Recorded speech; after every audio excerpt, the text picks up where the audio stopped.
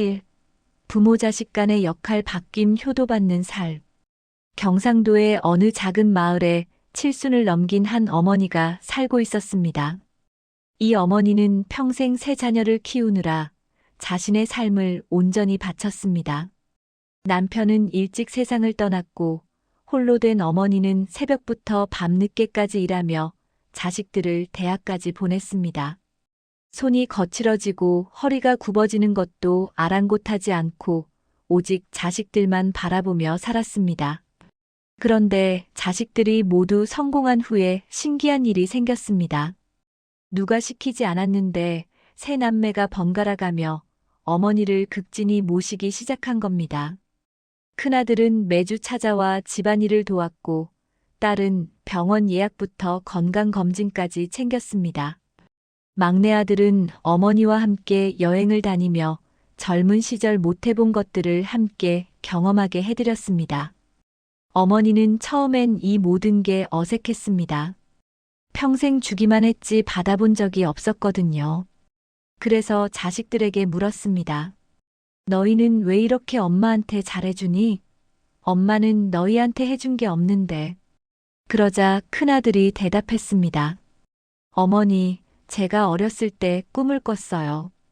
꿈속에서 저는 늙은 스님이었고 어머니는 제 어린 제자였습니다. 그때 저는 어머니를 혹독하게 대했어요. 너무 가혹하게 가르쳤고 어머니는 제 밑에서 많이 힘들어했습니다. 깨어나서도 그 꿈이 너무 생생해서 잊을 수가 없었어요. 그래서 이번 생에서는 어머니께 잘해드려야겠다고 마음먹었습니다. 어머니는 그 말을 듣고 한참을 말이 없었습니다. 그리고 며칠 후 어머니는 근처 절을 찾아갔습니다. 그곳에서 한 노스님을 만나 이 이야기를 털어놓았습니다. 노스님은 잠시 눈을 감고 있다가 입을 여셨습니다. 보살님, 부처님께서 이런 말씀을 하셨습니다. 부모와 자식의 인연은 네 가지가 있다. 첫째는 은혜를 갚으러 온 자식이다. 전생에 부모가 자식에게 큰 은혜를 베풀었기에 이번 생에서는 자식이 부모에게 효도하며 그 빚을 갚는다. 둘째는 빚을 받으러 온 자식이다. 전생에 부모가 자식에게 빚을 졌기에 이번 생에서는 자식이 부모로부터 받기만 한다. 셋째는 원수를 갚으러 온 자식이다. 전생에 서로 해를 입혔기에 이번 생에서는 끊임없이 갈등하고 아프게 한다. 넷째는 함께 배우러 온 자식이다. 서로에게 부족한 것을 채워주며 함께 성장하는 관계다. 노스님은 계속 말씀하셨습니다. 보살님의 자식들은 첫 번째 경우입니다. 전생에 보살님께서 그들에게 무언가 큰 은혜를 베푸셨거나 혹은 그들이 보살님께 큰 빚을 졌던 것입니다. 그래서 이번 생에서는 역할이 바뀌어 자식들이 부모님께 효도하는 겁니다. 이것이 업보의 순환입니다. 주고받는 것이 끊임없이 이어지는 것이지요. 어머니는 그제야 이해가 되었습니다. 자신이 평생 고생한 것이 헛되지 않았구나. 이 모든 게 전생부터 이어진 인연의 흐름이었구나. 그리고 깨달았습니다. 진정한 효도는 억지로 하는 것이 아니라 영혼 깊은 곳에서 우러나오는 빚을 갚는 행위라는 것을요. 부처님께서는 이렇게 말씀하셨습니다. 부모는 자식의 스승이고 자식은 부모의 거울이다. 서로가 서로를 비추며 함께 성장하는 것, 그것이 가족의 진정한 의미다. 어머니는 이제 편안한 마음으로 자식들의 효도를 받아들였습니다. 이것이 전생의 인연이고 이번 생에서 주어진 복이라는 것을 알았으니까요. 2. 가족끼리 다시 만나는 윤회. 전라도의 한 시골 마을에 박씨 성을 가진 한 가족이 살았습니다. 할아버지, 할머니, 아들 부부, 그리고 손자, 손녀까지 3대가 함께 사는 대가족이었습니다. 그런데 이 가족에게는 신기한 일이 자주 일어났습니다. 손자가 태어나자마자 할아버지를 보고 웃었고 할아버지는 손자를 보는 순간 눈물을 흘렸습니다. 마치 오랜만에 만난 옛 친구처럼요. 손자가 자라면서 더 이상한 일들이 생겼습니다. 할아버지가 좋아하던 노래를 손자도 좋아했고, 할아버지가 싫어하던 음식을 손자도 똑같이 싫어했습니다. 할아버지는 평생 바둑을 좋아했는데, 손자는 5살 때부터 바둑돌을 만지면서 이상하게 익숙해했습니다. 누가 가르쳐 주지 않았는데도 말이죠. 할머니는 이 모습을 보며 가끔 이런 말을 했습니다. 저 아이는 분명히 우리 집안 누군가가 다시 돌아온 거야. 그게 아니고서야 어떻게 저렇게 할아버지를 닮았겠어? 가족들은 할머니의 말을 그저 농담으로 여겼습니다. 그런데 손자가 7살이 되던 해, 정말 놀라운 일이 벌어졌습니다. 가족들이 옛날 사진첩을 보고 있었는데, 손자가 한 흑백 사진을 가리키며 말했습니다. 이 사람 나 알아요. 나랑 친했어요. 그 사진은 할아버지의 형, 그러니까 손자의 큰할아버지 사진이었습니다. 큰할아버지는 손자가 태어나기 10년 전에 돌아가셨기 때문에 손자가 알 리가 없었습니다. 가족들이 깜짝 놀라 물었습니다. 내가 어떻게 이분을 알아? 손자는 태연하게 대답했습니다. 이분이 저한테 바둑 가르쳐 줬어요. 꿈에서요. 아니, 꿈이 아니라 옛날에요. 할아버지는 그 순간 전율이 흘렀습니다. 자신의 형은 평생 바둑을 업으로 삼았던 사람이었고, 돌아가시기 전 마지막 말이 다음 생에는 이 집안에 다시 태어나서 우리 가족과 함께 바둑 두고 싶다였습니다. 할아버지는 손자를 안고 한참을 울었습니다. 그리고 근처 절을 찾아가 스님께 이 이야기를 했습니다. 스님은 고개를 끄덕이며 말씀하셨습니다. 부처님께서 윤회에 대해 이렇게 가르치셨습니다. 깊은 인연으로 맺어진 사람들은 생을 바꿔가며 다시 만난다. 특히 가족은 한 생으로 끝나지 않는다. 전생의 부모였던 사람이 이번 생에는 자식이 되고 전생의 형제였던 사람이 이번 생에는 부부가 되기도 한다. 이것은 서로에게 빚진 업보를 갚고 함께 배워야 할 것을 배우기 위함이다. 스님은 계속 설명하셨습니다. 가족이 다시 만나는 이유는 크게 3가지입니다. 첫째, 전생에 다 갚지 못한 빚이 남아있을 때입니다. 은혜를 갚아야 하거나 미움을 풀어야 하거나 배움을 완성해야 할 때 다시 만납니다. 둘째, 너무 깊은 애착이 있을 때입니다. 사랑하는 가족을 놓지 못하고 집착하면 그 집착이 다음 생의 인연을 만듭니다.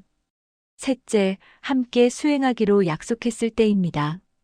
전생에 함께 돌을 닦거나 함께 선업을 쌓기로 약속한 영혼들은 다시 가족으로 만나 그 서원을 이어갑니다. 할아버지는 물었습니다.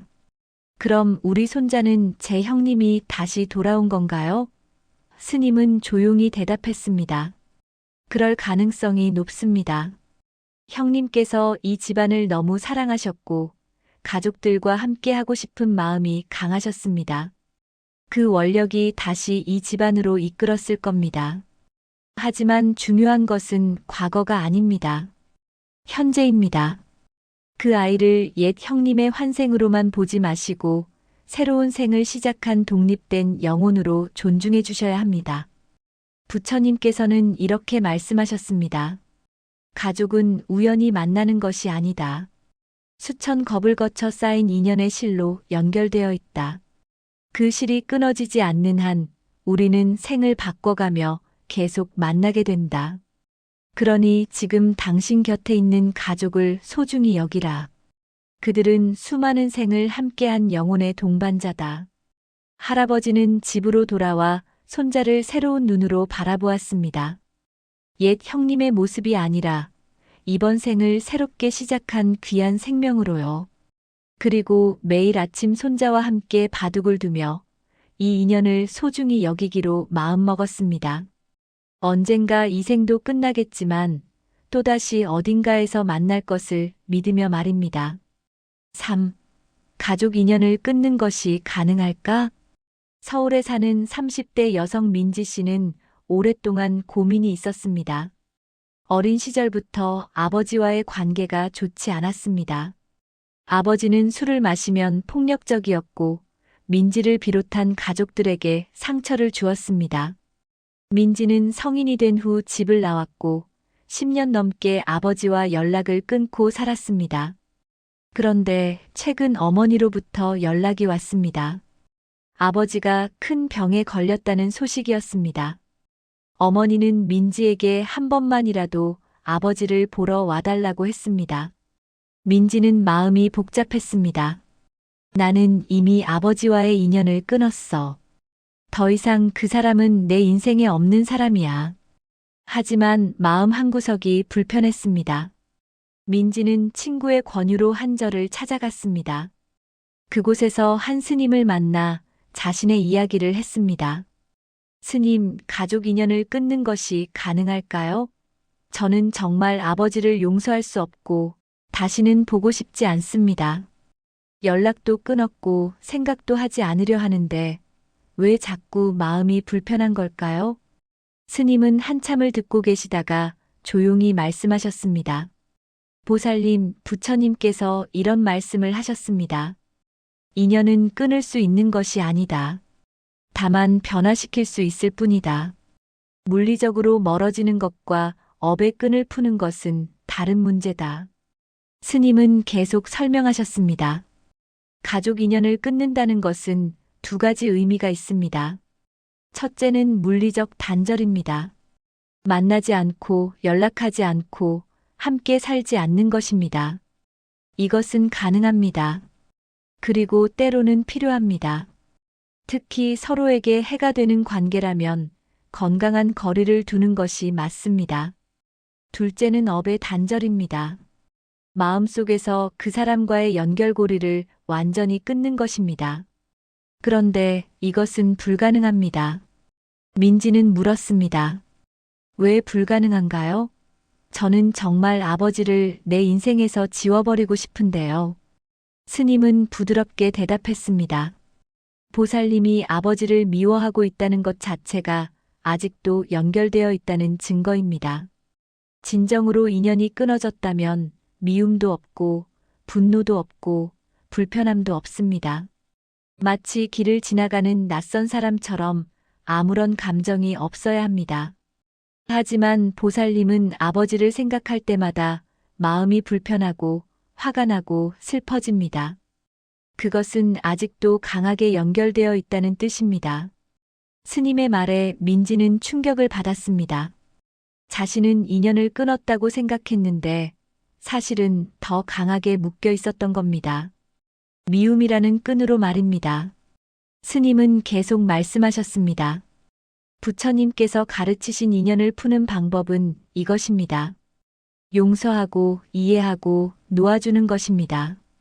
용서한다는 것은 상대의 잘못을 인정해준다는 뜻이 아닙니다. 내가 더 이상 그 사람의 행동에 내 마음을 묶어두지 않겠다는 뜻입니다. 스님은 구체적인 방법을 알려주셨습니다. 첫째, 아버지의 아픔을 이해해 보세요. 아버지도 누군가의 자식이었고 그분도 상처받은 사람이었을 겁니다. 상처받은 사람이 다른 사람에게 상처를 주는 것입니다. 둘째, 감사할 점을 찾아보세요. 아무리 나쁜 관계라도 그것이 당신을 성장시킨 부분이 있을 겁니다. 그 아픔 덕분에 당신은 더 강해졌고 더 지혜로워졌습니다. 셋째, 진심으로 아버지의 행복을 빌어보세요. 처음에는 거짓말처럼 느껴질 겁니다. 하지만 매일 아침 아버지가 평안하기를 하고 빌다 보면 어느 순간 마음이 가벼워집니다. 민지는 눈물을 흘렸습니다. 그럼 저는 아버지를 다시 만나야 하나요? 스님은 고개를 저었습니다. 꼭 만날 필요는 없습니다. 용서는 마음속에서 하는 것이지 반드시 상대 앞에서 해야 하는 것이 아닙니다. 만나는 것이 당신에게 더 큰 상처가 된다면 만나지 않아도 됩니다. 다만 마음속의 미움만큼은 놓아주세요. 그것이 당신을 자유롭게 할 겁니다. 부처님께서는 이렇게 말씀하셨습니다. 미움은 뜨거운 숯을 쥐고 상대에게 던지려는 것과 같다. 먼저 타는 것은 자신의 손이다. 민지는 그 말씀이 가슴에 와닿았습니다. 자신이 아버지를 미워하며 살아온 10년 동안 정작 고통받은 것은 자신이었습니다. 아버지는 저 멀리 있는데 민지 혼자 매일 그 미움을 반복하며 스스로를 아프게 하고 있었던 겁니다. 민지는 결심했습니다. 아버지를 만나지는 않을 것입니다. 그것이 자신을 지키는 방법이니까요. 하지만 미움은 놓아주기로 했습니다. 매일 아침 조용히 기도하기 시작했습니다. 아버지가 평안하기를, 아버지의 남은 생이 고통 없기를, 그리고 다음 생에 우리가 만난다면 그때는 좋은 관계로 만나기를. 신기하게도 이렇게 빌기 시작하자 마음이 점점 가벼워졌습니다. 6개월 후 어머니로부터 연락이 왔습니다. 아버지가 돌아가셨다는 소식이었습니다. 민지는 장례식에 가지 않았습니다. 대신 집에서 조용히 아버지를 위해 기도했습니다. 그리고 깨달았습니다. 인연을 끊는 것은 상대를 내 인생에서 지우는 것이 아니라 상대가 더 이상 내 마음을 지배하지 못하게 하는 것이라는 걸요. 부처님께서는 이렇게 말씀하셨습니다. 모든 인연은 배움이다. 좋은 인연은 사랑을 가르치고 나쁜 인연은 용서를 가르친다. 인연을 거부하지 말고 그 안에서 배우라. 그것이 진정한 해탈의 길이다. 부모와 자식은 역할을 바꿔가며 서로에게 빚을 갚고 가족은 생을 바꿔가며 다시 만나며 인연은 끊는 것이 아니라 변화시키는 것입니다. 부처님께서는 말씀하셨습니다. 가족은 우연히 만나는 것이 아니다. 수천 겹의 인연으로 맺어진 관계다. 그러니 지금 당신 곁에 있는 가족을 소중히 여기라. 오늘 집에 돌아가시면 가족들을 한 번 더 바라보세요. 그들은 단순히 혈육이 아닙니다. 전생부터 이어진 깊은 인연이고 함께 배우고 성장하기로 약속한 영혼의 동반자입니다. 때로는 힘들고 때로는 아프지만 그 모든 것이 우리를 완성시키는 과정입니다. 가족 인연의 비밀. 부처님이 전하는 3가지 이야기. 안녕하세요. 오늘은 가족 안에서 일어나는 여러 가지 일들에 대해 부처님의 가르침을 바탕으로 3가지 이야기를 나눠보려고 합니다. 가정의 불화는 왜 생기는 것이며 형제자매의 출생 순서는 어떤 의미가 있는지, 그리고 외동으로 태어난 아이들은 부모와 어떤 특별한 인연이 있는지 함께 살펴보겠습니다. 편안한 마음으로 들어주세요. 1. 가정 불화의 업장 소멸법. 부산에 사는 김 씨 부부는 결혼한 지 15년이 되었지만 단 하루도 편안한 날이 없었습니다. 아침에 눈을 뜨면 서로 말다툼으로 하루가 시작되고 저녁에는 차가운 침묵 속에서 잠이 들었습니다. 큰일로 싸우는 것도 아니었습니다. 설거지를 누가 할 것인가, 아이 숙제를 누가 봐줄 것인가, 주말에 어디를 갈 것인가 같은 사소한 일들이 매번 전쟁이 되었습니다. 남편은 아내가 자기를 존중하지 않는다고 느꼈고, 아내는 남편이 자기 말을 전혀 듣지 않는다고 생각했습니다. 두 사람은 서로 사랑해서 결혼했는데, 이제는 왜 함께 살고 있는지조차 모르겠다는 생각이 들 때가 많았습니다. 무엇보다 안타까운 것은 초등학생인 두 아이들이 부모의 다툼을 보며 자라고 있다는 점이었습니다. 어느 날 아내는 친구의 권유로 절을 찾아갔습니다. 그곳에서 만난 스님께 모든 이야기를 털어놓았습니다. 스님, 저희 부부는 왜 이렇게 맞지 않는 걸까요? 결혼 전에는 이렇게까지 싸우지 않았는데 결혼하고 나서는 모든 게 불화의 씨앗이 됩니다. 이게 다 제 전생의 업장 때문인가요? 스님은 잠시 생각하시다가 입을 여셨습니다. 보살님, 부처님께서 가정 불화에 대해 이렇게 말씀하셨습니다. 부부가 다투는 이유는 크게 3가지다. 첫째는 전생의 빚이 남아있을 때다. 전생에 서로에게 상처를 주고받았던 인연이라면 이번 생에서 그것이 불화로 나타난다. 둘째는 서로에게 배워야 할 것이 있을 때다. 한쪽은 인내를 배워야 하고 한쪽은 양보를 배워야 하는데 그 배움이 갈등으로 드러나는 것이다. 셋째는 집착과 아집 때문이다. 내 뜻대로 하려는 마음, 내가 옳다는 생각이 강할수록 불화는 커진다. 스님은 계속 말씀하셨습니다. 그렇다면 가정 불화의 업장을 어떻게 소멸시킬 수 있을까요? 부처님께서 가르치신 방법은 이것입니다. 첫째, 상대의 입장에서 생각해 보는 것입니다. 남편이 왜 저렇게 행동하는지 그 뒤에 숨겨진 마음을 이해하려고 노력하세요. 아마 남편도 힘들고 지치고 인정받고 싶은 마음이 있을 겁니다. 둘째, 먼저 사과하는 것입니다. 누가 잘못했는지 따지지 말고 내가 먼저 미안하다고 말하세요. 이것이 쉽지 않다는 것을 압니다. 하지만 누군가는 먼저 시작해야 합니다. 셋째, 감사를 표현하는 것입니다. 남편이 해준 작은 일에도 고맙다고 말하세요. 감사는 긍정의 에너지를 만들고 그 에너지가 불화를 녹입니다. 아내는 물었습니다. 그런데 스님, 제가 그렇게 해도 남편이 변하지 않으면 어떻게 하나요? 스님은 미소 지으며 대답했습니다. 상대를 변화시키려는 마음을 내려놓으세요. 당신이 할 수 있는 것은 당신 자신을 변화시키는 것뿐입니다. 신기한 것은 한 사람이 진심으로 변하면 상대도 저절로 변한다는 점입니다. 이것이 업의 법칙입니다. 스님은 구체적인 수행법을 알려주셨습니다. 매일 아침 일어나서 이렇게 기도하세요. 오늘 하루 남편에게 좋은 말만 하겠습니다. 오늘 하루 남편의 좋은 점만 보겠습니다. 오늘 하루 남편을 존중하겠습니다. 그리고 저녁에 잠들기 전에는 오늘 하루 남편이 해준 일 3가지를 떠올리며 감사하세요. 아무리 작은 일이라도 좋습니다. 쓰레기를 버린 것, 문을 열어준 것, 그런 사소한 것들을 감사하세요. 이렇게 100일만 해보세요. 분명히 변화가 올 겁니다. 아내는 반신반의하면서도 스님의 말씀대로 해보기로 했습니다. 처음 며칠은 정말 힘들었습니다.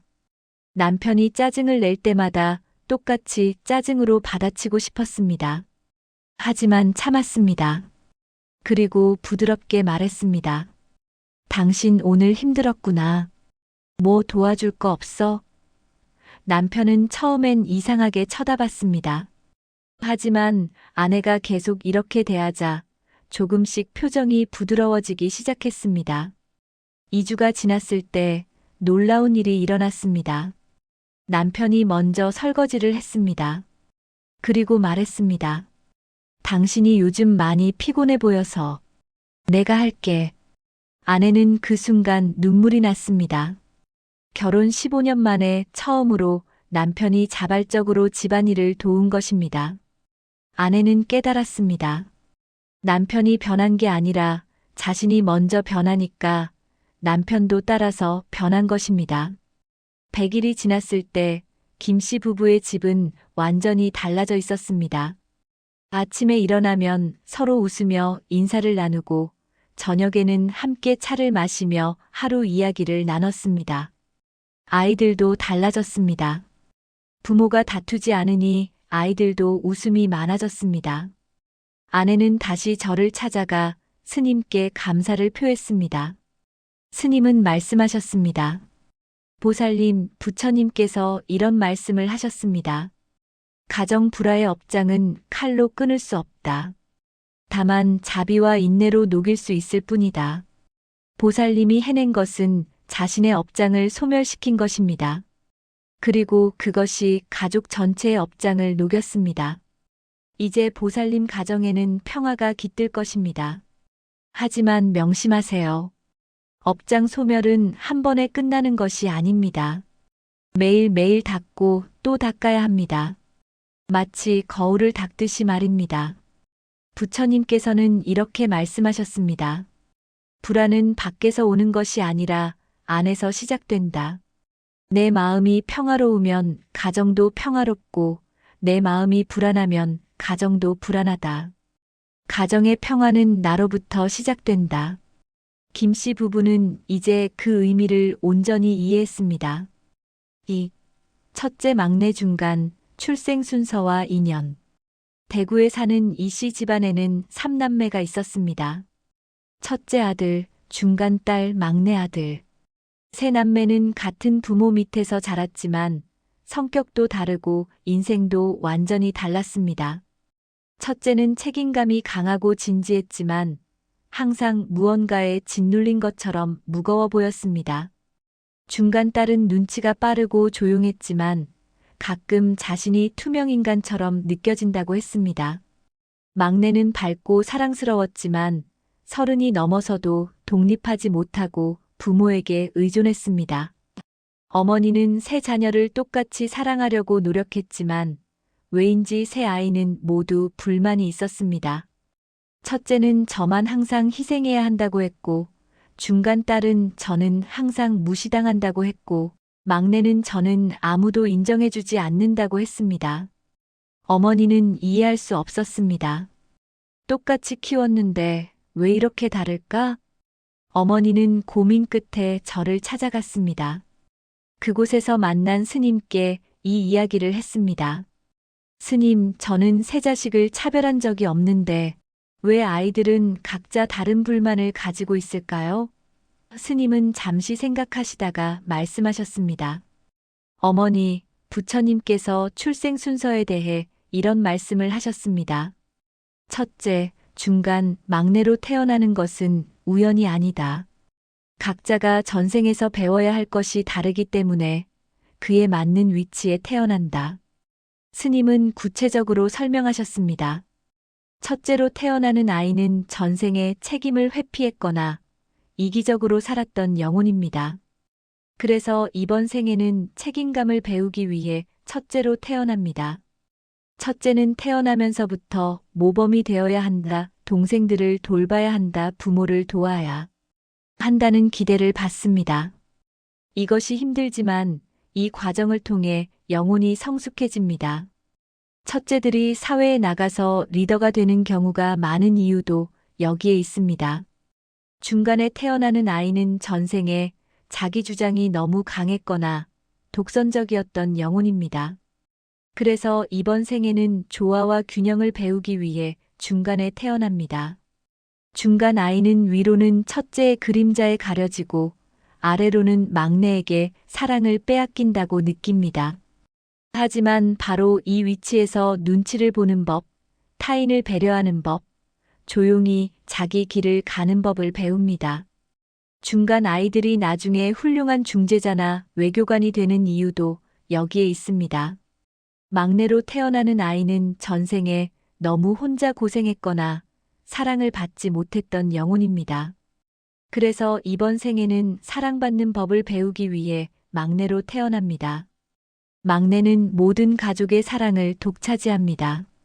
하지만 그만큼 응석바지가 되기 쉽고 독립하는 것이 어렵습니다. 막내들이 배워야 할 것은 사랑받는 것만큼 책임지는 법입니다. 그것을 배우면 막내들은 가장 창의적이고 자유로운 영혼이 됩니다. 어머니는 감탄하며 물었습니다. 그렇다면 제 아이들은 각자 자기 위치에서 배워야 할 것을 배우고 있는 건가요? 스님은 고개를 끄덕였습니다. 그렇습니다. 첫째 아드님은 책임감을 배우고 있고, 중간 따님은 조화를 배우고 있고, 막내 아드님은 독립을 배우고 있습니다. 어머니께서 해야 할 일은 이것입니다. 각 아이의 특성을 이해하고 그에 맞게 대해주는 겁니다. 스님은 구체적인 조언을 해주셨습니다. 첫째에게는 너는 혼자가 아니다. 우리가 있다는 메시지를 주세요. 첫째는 모든 것을 혼자 짊어져야 한다는 부담을 가지고 있습니다. 그 부담을 덜어주세요. 가끔은 내가 막내였어도 우리는 똑같이 사랑했을 거야 라고 말해주세요. 중간 아이에게는 너는 특별하다. 너만의 빛이 있다는 메시지를 주세요. 중간 아이는 자신이 눈에 띄지 않는다고 느낍니다. 그 아이만의 재능을 발견하고 인정해 주세요. 막내에게는 너는 할 수 있다. 너를 믿는다는 메시지를 주세요. 막내는 과잉 보호 때문에 자신감이 부족합니다. 스스로 할 수 있는 기회를 주세요. 어머니는 집으로 돌아와 세 자녀를 새로운 눈으로 바라보았습니다. 첫째 아들에게 말했습니다. 아들아, 그동안 내게 너무 많은 걸 요구한 것 같아. 미안하다. 너도 우리 귀한 아들이야. 힘들 때는 엄마한테 기대도 돼. 첫째는 그 말에 울컥했습니다. 평생 처음으로 자신이 아이로 대접받는 느낌이었습니다. 중간 딸에게는 말했습니다. 딸아, 엄마가 내 장점을 제대로 못 봐줬구나. 너는 정말 섬세하고 눈치 빠르고 배려심이 깊은 아이야. 그게 얼마나 귀한 재능인지 아니? 딸은 처음으로 자신이 특별한 존재라고 느꼈습니다. 막내에게는 말했습니다. 아들아, 이제 너도 다 컸어. 엄마가 너를 너무 아기 취급한 것 같아. 이제부터는 내 일은 내가 결정해봐. 엄마는 너를 믿어. 막내는 처음엔 당황했지만 조금씩 자신의 일을 스스로 결정하기 시작했습니다. 신기하게도 6개월이 지나자 새 남매의 모습이 달라졌습니다. 첫째는 여유가 생기고 웃음이 많아졌습니다. 중간 딸은 자신감이 생겨서 적극적으로 자기 의견을 말하기 시작했습니다. 막내는 드디어 독립을 준비하며 자기 삶을 설계하기 시작했습니다. 부처님께서는 이렇게 말씀하셨습니다. 출생 순서는 우연이 아니다. 각 영혼이 배워야 할 것에 따라 정해진다. 첫째는 책임을, 중간은 조화를, 막내는 독립을 배운다. 부모는 각 아이의 배움을 도와주는 조력자다. 이씨 집안은 이제 그 의미를 이해했고 새 남매는 각자의 자리에서 행복을 찾아가고 있었습니다. 3. 독자 외동딸의 특별한 부모 인연. 광주에 사는 박씨 부부에게는 딸 하나만 있었습니다. 35에 겨우 얻은 늦둥이 딸이었습니다. 부부는 이 딸을 보물처럼 키웠습니다. 딸이 원하는 것은 무엇이든 들어주었고 딸이 힘들어하면 대신 해결해 주었습니다. 딸은 부모의 사랑을 듬뿍 받으며 자랐지만 이상하게도 항상 외로웠습니다. 형제자매가 없으니 집에서 놀 친구도 없었고 부모의 관심이 온전히 자신에게만 쏟아지니 숨이 막힐 때도 있었습니다. 딸이 고등학생이 되었을 때 부모와 심각한 갈등이 생겼습니다. 딸은 미술을 하고 싶었지만 부모는 안정적인 직업을 원했습니다. 딸은 저는 제 인생을 살고 싶어요라고 했고 부모는 우리는 내가 고생하는 걸 보고 싶지 않아라고 했습니다. 결국 딸은 집을 나가버렸습니다. 부모는 충격에 빠졌습니다. 자신들은 딸을 위해 모든 것을 했는데 왜 딸은 자신들을 떠난 걸까? 부부는 고민 끝에 저를 찾아갔습니다. 그곳에서 만난 스님께 이 이야기를 했습니다. 스님, 우리는 딸에게 모든 것을 주었는데 왜 딸은 우리를 떠났을까요? 외동딸이라 더 잘해주려고 했는데 오히려 관계가 나빠졌습니다. 스님은 한참을 듣고 계시다가 조용히 말씀하셨습니다. 부처님께서 외동에 대해 이런 말씀을 하셨습니다. 외동으로 태어나는 아이는 전생에 부모와 매우 특별한 인연이 있다. 그 인연은 크게 두 가지다. 하나는 전생에 부모가 그 아이에게 큰 빚을 졌을 때다. 그래서 이번 생에는 그 아이 하나에게만 온 정성을 쏟아 빚을 갚는다. 또 하나는 전생에 그 아이가 부모를 너무 일찍 잃었을 때다. 그래서 이번 생에는 부모의 사랑을 독차지하며 받는다. 스님은 계속 설명하셨습니다. 외동으로 태어난 아이들의 특징이 있습니다. 첫째, 부모의 관심을 온전히 받기 때문에 자존감이 높지만 동시에 그 관심이 부담스럽습니다. 둘째, 형제가 없어서 나눔과 양보를 배우기 어렵지만 대신 독립심과 창의성이 강합니다. 셋째, 부모와의 관계가 인생 전체를 좌우합니다. 형제가 있으면 부모와 갈등이 생겨도 형제에게 의지할 수 있지만 외동은 부모가 전부이기 때문입니다. 스님은 부모에게 물었습니다. 부모님께서는 딸에게 무엇을 주셨나요? 부부는 대답했습니다. 우리가 가진 모든 것을 주었습니다. 좋은 옷, 좋은 음식, 좋은 교육, 모든 것을요. 스님은 고개를 저었습니다. 그것은 물질입니다. 물질은 아이를 배부르게 할 수는 있지만 행복하게 할 수는 없습니다. 딸이 진정으로 원한 것은 무엇이었을까요? 부부는 생각해 보았습니다. 그리고 깨달았습니다. 딸이 원한 것은 자유였습니다. 자기 인생을 스스로 선택할 자유, 실패할 수 있는 자유, 부모의 기대에서 벗어날 자유.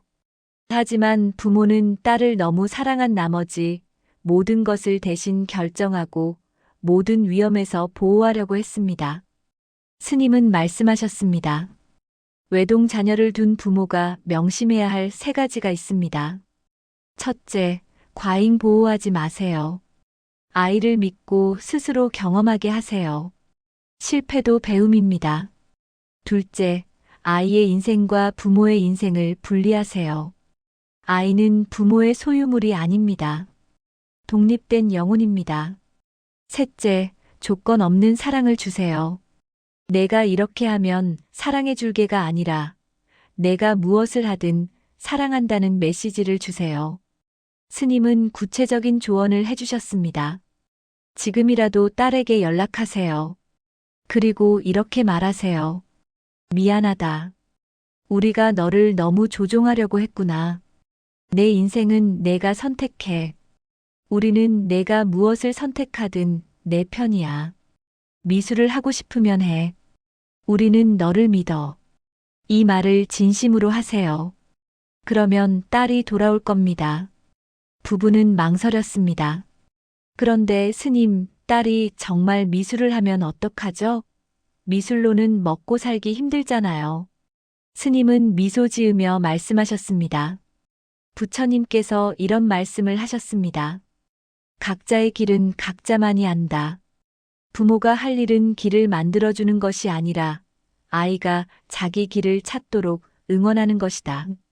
딸이 자기가 좋아하는 일을 하면서 가난하게 사는 것과 싫어하는 일을 하면서 부유하게 사는 것 중 어느 것이 진짜 행복일까요? 부부는 그날 밤 딸에게 전화했습니다. 그리고 처음으로 진심을 말했습니다. 딸아, 미안하다. 우리가 너를 너무 우리 마음대로 하려고 했구나. 내가 미술을 하고 싶으면 해. 우리는 내가 무엇을 하든 널 사랑해. 그리고 널 응원할게. 딸은 전화기 너머에서 울었습니다.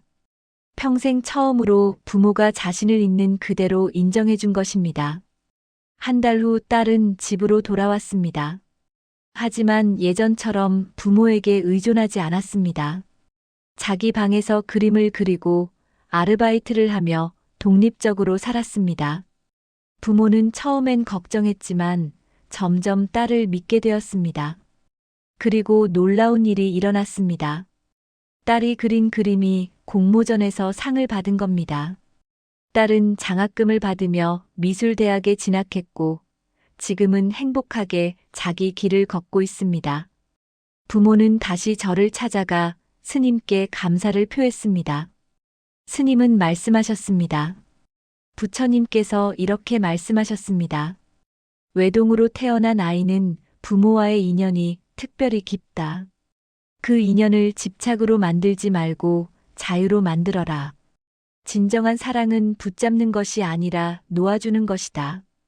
부모님께서는 딸을 놓아주었고, 그래서 오히려 딸과 더 가까워졌습니다. 부처님께서는 이렇게 말씀하셨습니다. 외동은 외롭지 않다. 부모의 온전한 사랑을 받으며 자기만의 길을 가는 특별한 영혼이다. 그 영혼을 믿고 응원하고 자유롭게 하라. 박씨 부부는 이제 그 의미를 이해했고 딸과의 관계는 어느 때보다 아름다워졌습니다.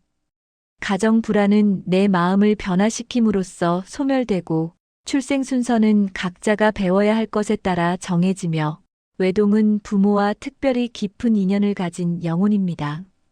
부처님께서는 말씀하셨습니다. 가족은 우연이 아니다. 각자가 서로에게 필요한 배움을 주기 위해 만난다. 그 배움을 거부하지 말고 받아들이라. 오늘 집에 돌아가시면 가족들을 한 번 더 바라보세요. 첫째는 책임감을 배우고 있고, 중간은 조화를 배우고 있고, 막내는 독립을 배우고 있습니다. 그리고 외동은 부모의 사랑을 온전히 받으며 자기만의 특별한 길을 걷고 있습니다. 모두 의미가 있습니다. 모두 아름답습니다. 나무아미타불 관세음보살